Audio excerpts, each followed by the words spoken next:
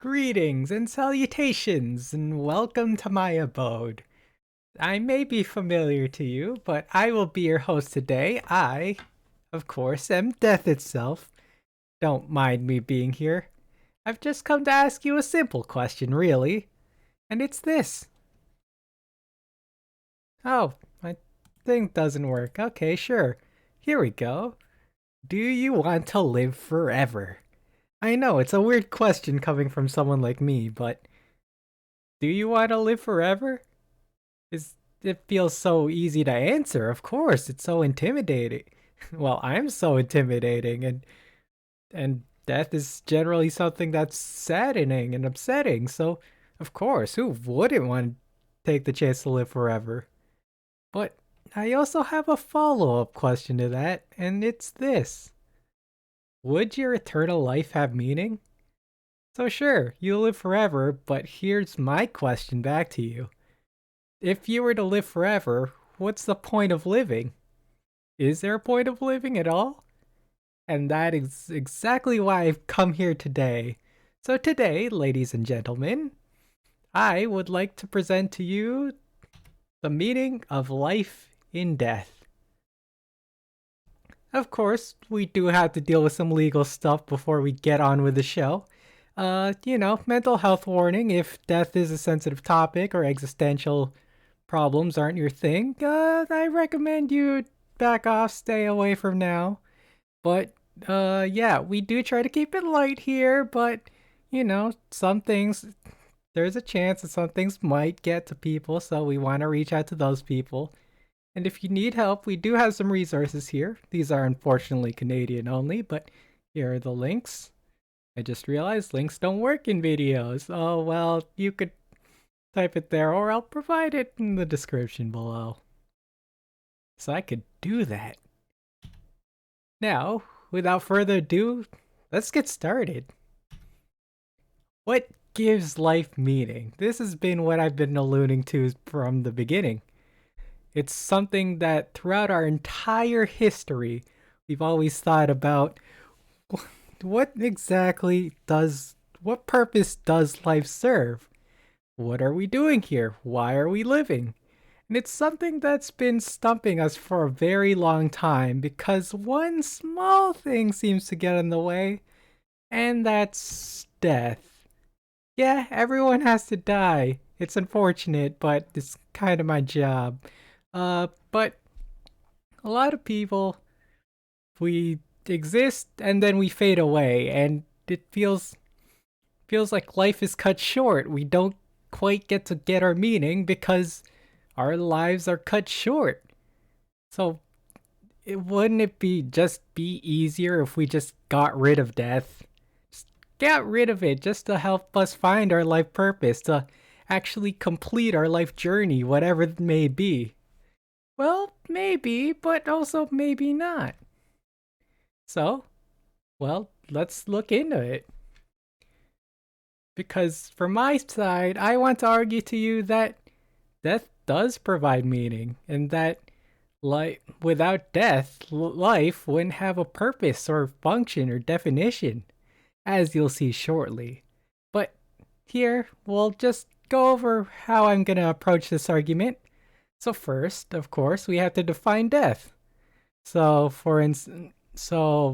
currently we'll be dealing with death in a supernatural and religious perspective, talk about science and philosophy, then medicine and technology, and a bit of a modern day interpretation. Pre-pandemic, of course. This was filmed during the time of the pandemic and was originally recorded at the time of the pandemic. And then we'll finally talk about our main question is of does death give meaning to life? To which I say yes. And then we'll talk about death in the modern day, and then we'll have a bit of a discussion. But since this is the trial version, we'll only get about half of what we're doing today. Just to give you a bit of a sample of what I could do. So let's get started, shall we? So the first question I have to ask you, the non-existent audience, is how do we define death? And so here, out of character, I would ask the audience, probably I'll ask two people, and they'll likely give me a definition that involves biological standards. So the heart stops, brain stops, stuff like that. Now, back in character, okay, sure, but what about other things? I'll give you a few examples here. So here we go. Have you considered these other things in your definition? So, for instance, is death, sorry, is life, I've messed up twice. Is death a good thing or a bad thing? Is it either? What about the souls in the afterlife? Would those technically be defined as well, dying or not dying? Is it considered living forever? Uh, what about telling versus seeing? So if someone tells you that someone's dead versus seeing it firsthand, are they different? Can someone still be alive in your mind without actually you witnessing them being dead yet? Now, is death a happy thing or a sad thing? Do you die when your heart goes, your brain goes, your consciousness goes, a mix of those maybe? What about losing a legacy or fame, for instance? If you lose fame, can you technically define that as dying or dying out, quite literally? Loss of original cells is an interesting one, where if any of you are familiar with the ship of Theseus, if you lose all your original cells, are you still you? And did the you that exist prior, did they technically die? We also have vegetative states. If you're in a vegetative state, could you technically be defined as dead? And if you come back, did you come back from the dead? It's a view that some people might see as viable or valid. And the last one's a really interesting one, a loss of memory. If you lose your memory for a day, did you die? Or if you lose any memory of your past self, did that person die? Some people may be able to define that as much. And then, once again, we'll discuss this, but everybody here is dead silent. So I guess we'll just skip the discussion part, I guess, and we'll move on to the next thing. So why did I ask you this? Well, you see, the view of death is so vital to how we could see and interpret life meaning, so we kind of need we need some grounds to define what death is. And so I'll present to you a theoretical view of the modern view of death through a paper by Coco Salikis of his paper in 2020. So first, let's go all the way back to the beginning. Well, not quite the beginning, but relatively there. Supernatural and religious. So before science and medicine, death was an unknown. Nobody really knew why people died, or how they could actually fix it or make them get better. But people did know for a fact that death was a certainty. No one really knew how or why they died, so in a way, it was kind of feared. I mean, generally people knew that things killed them, but what exactly were the underlying mechanisms behind death is more what I'm getting at, is what is unknown. So, like many unknown things, death became an element of the supernatural. So, for instance, we have deities that show behind weather, the sun, the moon, the stars. We also have gods that focus around order or war or chaos. So those kinds of things where we can't really explain them became tied to gods and the supernatural. I say right here, tied death to deities. And so what does this mean? Well, depending on how individuals viewed religion and death, this could have been a good or bad thing. So let's just look at an example here. This one's I like this Egyptian story a lot. So let's go back to the mythology of it. So the Egyptians believed that in the afterlife they would be tested, go through a test of some sort by Anubis, the god of death. And here was a trial. So, presented before them is a scale. On one side of the scale is their heart. On the other side of the scale is the feather of Ma'at, the goddess of truth, order, and righteousness. Now, the trial is this: if you place your heart against Ma'at's feather, and it is lighter than the feather, that means that you have been truthful. You've lived a righteous life. And so as a result, you get promised the gift of eternal life. That even if you're dead, your name gets to live all throughout history. That is my mic I hit. But however, if your heart weighs heavier than the feather, well, bad news for you. Your heart gets eaten by this little guy, Amit. No, I believe she's a lass, actually. Uh, and basically devours your heart, and your name will forever be removed from history. So, isn't that fun? So, now I discuss to the audience, what do you think? How do you think people would act based on this view of death? And some people might say, oh, people want to live good, honest lives because of what they fear. Because they fear being forgotten throughout history. And yeah, that seems to be the case. But let's go forward a bit in time to about the 18th century. Nope, 19th century. That's how centuries work. And let's talk about the introduction of philosophy and science. So first off, we have the introduction of kind of the deep thinkers of history, and those are the philosophers. They started questioning certain beliefs and values, and religion was no exception.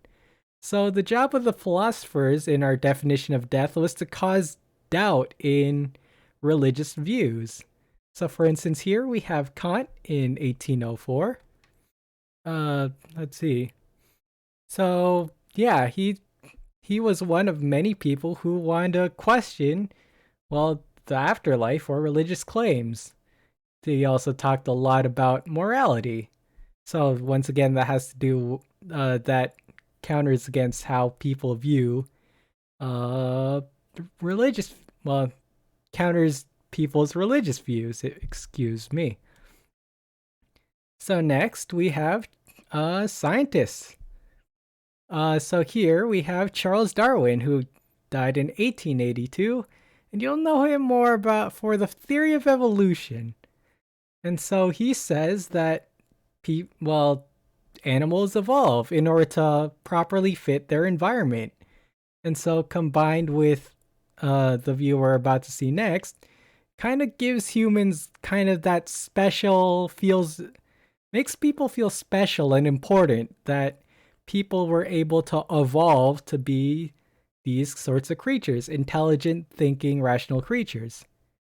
And finally, we have Marx here who died in 1883, who brought forth this Promethean view that humans are able to take control of their own destiny, and what a view that is, and how it'll change our view of death. Because now, combined with Darwin and Marx, we have this concept that we have evolved to gain a grasp of our own destiny, that we have perhaps surpassed nature in a sense, or we are the best form of nature there is. And so we'll see in the very near future what impact that has in how we act and who we are, perhaps. But let's go a bit more forward in time, closer to the modern era. We have medicine and technology. So finally, unlike those of the past, we have a better understanding of life itself. We have a biological definition. So we know what causes death and its underlying mechanisms, and so our modern day definition is more scientific and more accurate, shall I say. And thus, because now we have a better definition, we have better medicine to create treatment of it. And as a result of medicine and healthcare treatment, we've been able to expand our lifespans, going past double its expected value. And on a related note, we have the advancement of technology, which has been growing at a rapid rate. So now, with technology, we're able to do things beyond human limitation. So I mentioned this before, but lifespan, we're only supposed to live less than half of what we're supposed to be living in the modern day, which kind of exceeds our expected value of human life. Just very recently, we've used robotics to reach Mars, which isn't something a regular human being could do. And, well, yeah, it's a feat that we've achieved, but isn't possible for us to do. And finally, just to bring it down to earth, we have something simple like the telephone. We're able to throw our voice across, well, pretty much the whole planet. And we're able to communicate to people on the other side of the world or within 5 minutes. Within, I can't speak, 5 minutes away from us.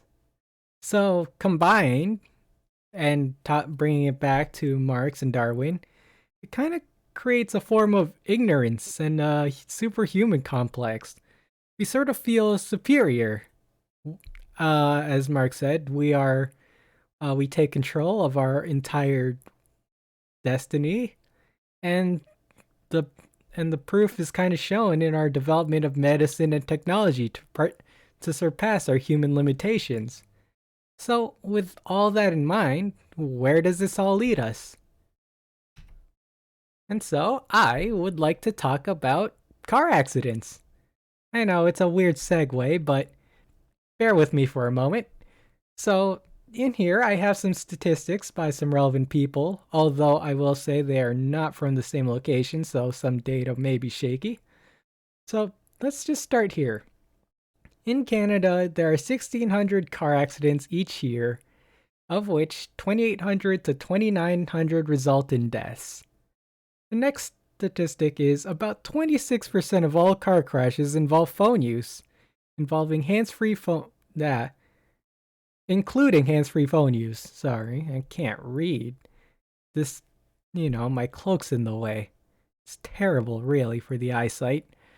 Uh, so making a lot of assumptions. Now, yes, this isn't, you aren't supposed to correlate these two statistics directly, especially with the definition of car accidents and car crashes, and since they're taken by two separate parties. But it's more the concept I want to grasp rather than accurate data. So making a lot of assumptions, that will be 41,600 people in a phone-related accident, of which 728 to 754 of them will result in deaths. Now, even though these are estimated values, and I just use these numbers, 700 plus is a very high amount. And yet people know, actually, here, I should tell you in the next statistic. What's interesting is that 33% of Canadians admit they have texted while stopped at a red light, despite believing it is unacceptable. Now, that last part is interesting.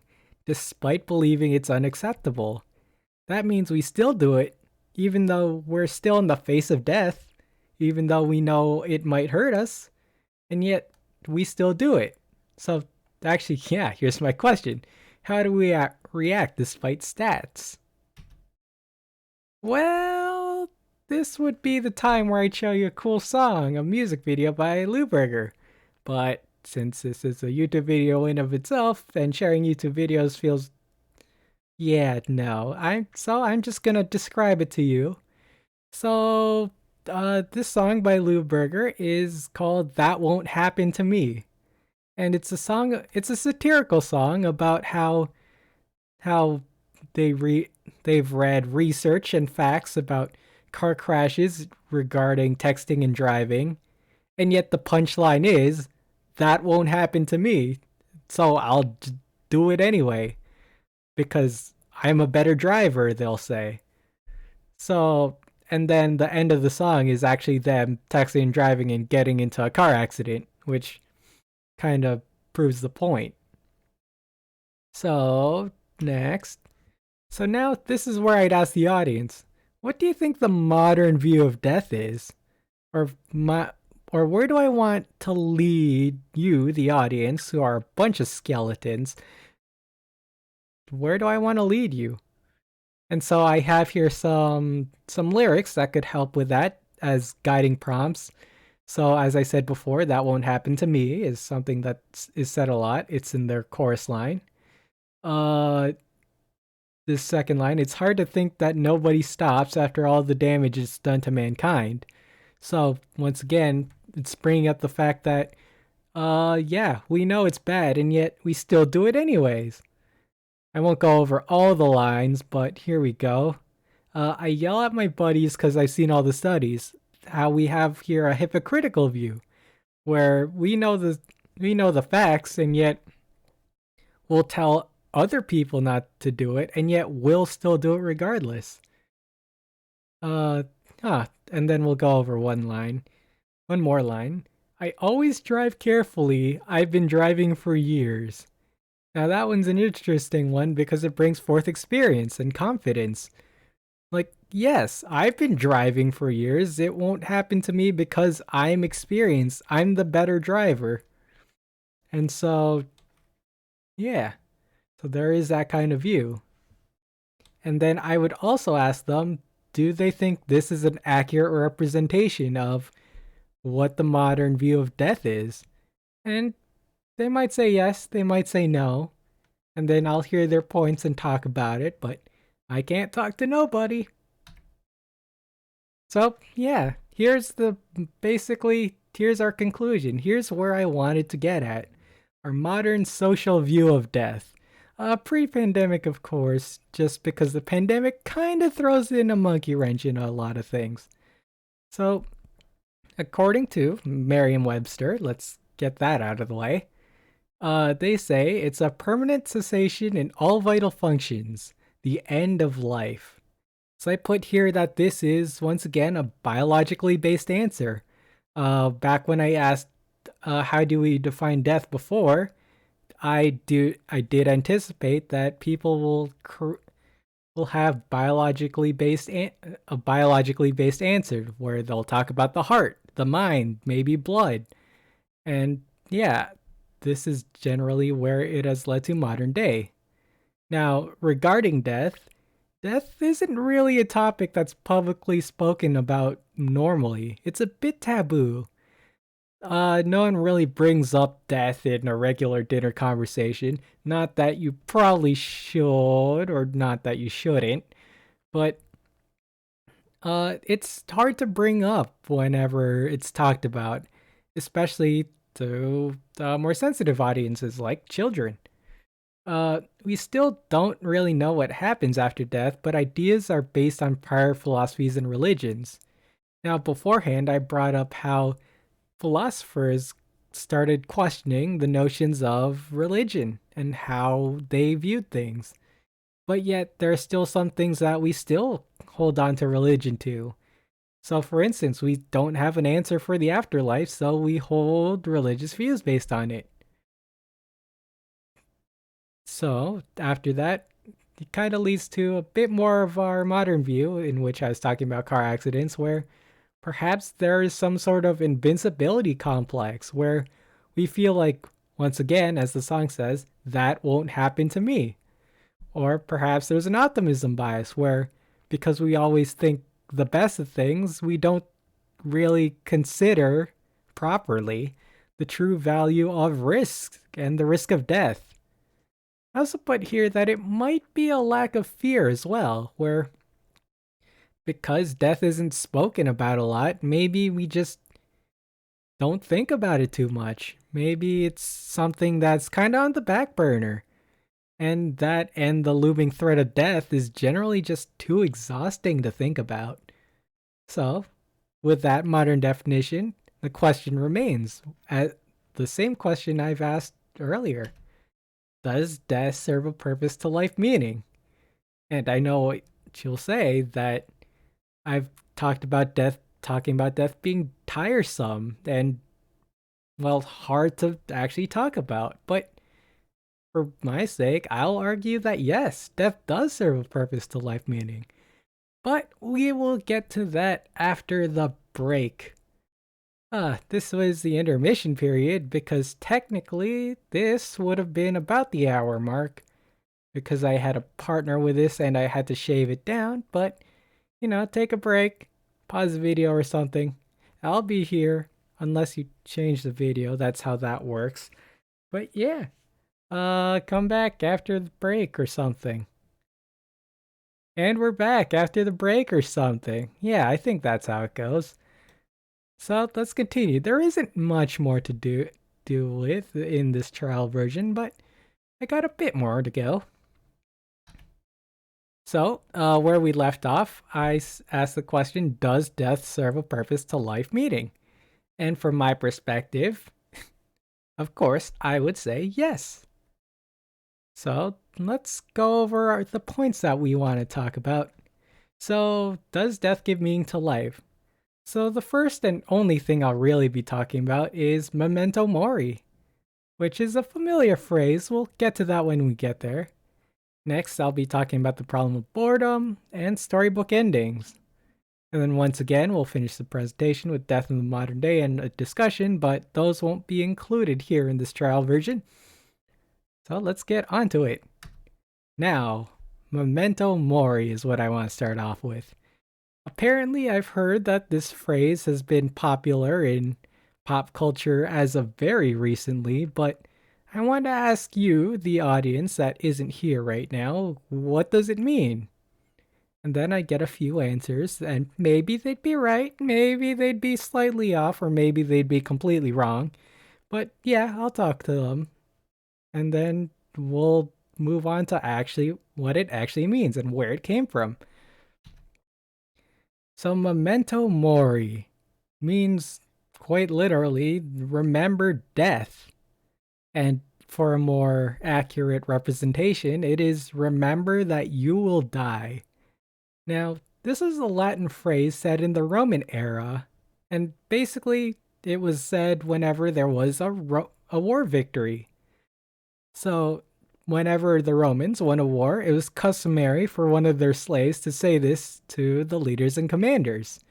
Now, you could imagine how weird and creepy that would be, perhaps, if suddenly you've achieved something grand and great, and suddenly someone whispers to your ear, hey, hey, hey, hey, hey, remember, hey, you're gonna die, you're gonna die. Remember, you're gonna die. But was this a threat? Especially since it came from slaves. And, well, I'd say, well, all of them would say no, this wasn't really a threat. This was tradition, and basically the message for that was to basically savor the victory, to take it all in before death just takes it all away from you, before your life gets stolen away. So it's more of a means of saying savor it, remember it. Now, keep this meaning in mind as we talk about an important person who kind of brings forth a similar view to this, as this is more of a historical view. So, here, I'd like to introduce you to George Simmel. He was a German Scientologist and philosopher who died on September 26, 1918, at the age of 60. And people remember him as a father to sociology. Now, the next thing I'm going to tell you isn't quite important to meaning of death, but it's a way to actually get to know him a little better, as a way to possibly get behind his views on death. So for him, for instance, I brought forth his philosophy of money. So the value of an object is determined by the distance from that object. It shouldn't be too close, but it shouldn't be too far away. So what does this mean? Just to do it quickly, so if you have an object that's really close to you, say I have this marker right next to me, it's not really that valuable because it's easy to reach and access. Now, of course, if an object is way too far for me to obtain, so say for instance I want to go to Mars in person, that goal is kind of way beyond what I could do right now. And so I don't really hold that dream or aspiration. I don't give it much value because I know that it is near impossible to do within, well, the realms of right now. So ideally, the most valuable thing is something that can be obtained within reach, but would provide a fair challenge to get. So, in saying that, let's look at his view on death. So here's his view on death of life meaning. So the reason I brought forth Memento Mori before is because it holds a similar place in his view. So this focuses on the presence of death and what it means as a contributing factor to life. As he calls it in his work, he calls death a form giving significance. So what does this mean? Well, without death, there isn't a life meaning. And so basically, here I have a picture of a dandelion within a wasteland. So we could think of this analogy as life within the presence of death. Now, normally when we look at a dandelion, say within an open field full of life, we would probably think, ugh, annoying weed, we have to pull that out. And so we'd think of it as a nuisance, as being annoying because, well, it's a weed. We could also generally ignore it because there's so much greenery around that really it becomes small and insignificant. However, looking at this photo here, we could see that this dandelion is beautiful. It's surviving, it's thriving despite the presence of ruin and decay. And it gives the photo a lot more contrast and makes it more beautiful. So, as I said before, without the presence of death, this life may not be worth living. And so, yeah, I wanted to ask you, the audience, is if actions would be more impactful with the knowledge that you'd live forever. Would would your existence have meaning if you didn't have that looming, threatening presence of death behind you? Or would they be more significant because the actions you took were taken before you went away? So, just to provide another kind of comparison or analogy, if people are still struggling with that concept, is think of it like a survival drive. And the phrase to fight for one's life. It's an interesting one, that phrase. To fight for life. That means that we are scared of death, or we fear it at the very least, and we want to preserve and keep life. And in order to do that, to recognize that preservation, we need to acknowledge that we have to die. And so Simil kind of hits the nail on the head here of saying that death is, well, is a form that gives significance to life. Now, I would go on to the next point, but, well, this concludes the trial version and my time here. This entire presentation is 3 hours long, and there's no way I'm doing that for an entire 3 hours. But, if you enjoyed it, it was a little sampling of what I could do and what fun I could have with you all.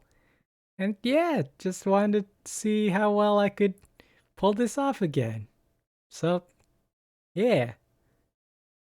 But hey, if you're interested, there's a lot of research behind it, and this presentation was a lot of fun to make. Especially putting myself in this getup. It's just a hoodie, but going over my eyes, but it works well enough and gets the message through. So yeah, thanks for listening, thanks for watching, and I will see you guys in whatever I do next, I guess.